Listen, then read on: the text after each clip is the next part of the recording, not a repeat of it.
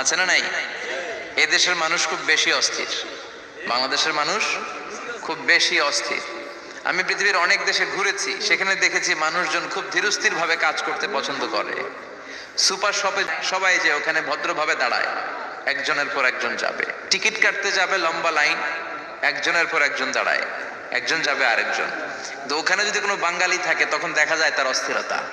কেন সামনে এত লাইন, এত সময় লাগে কেন, আমি কখন পাবো, আমার কি হবে? অস্থিরতা আছে না নাই? মানে সে পারে না সামনে সবাইকে ডিঙ্গিয়ে আগে যে টাকা পে করবে, আগে যে টিকিট কাটবে। এই অস্থিরতা আমাদের কমাইতে হবে, ধৈর্যশীল হতে হবে। গোটা বিশ্বব্যাপী আমাদের এই বাংলাদেশের মানুষের এই বদনাম যে আমরা অস্থির প্রকৃতির, আমরা ঠান্ডা মাথায় ভাবি না। ঠান্ডা মাথায় ভাবতে হবে, ধৈর্যশীল হতে হবে। ইন্নামা সাবরু ইনদা সাদামাতিল উলা। বিষ্ণু বলেছেন বিপদের প্রথম ধাক্কায় যে সবর ধারণ করতে পারে সেই তো সবুর।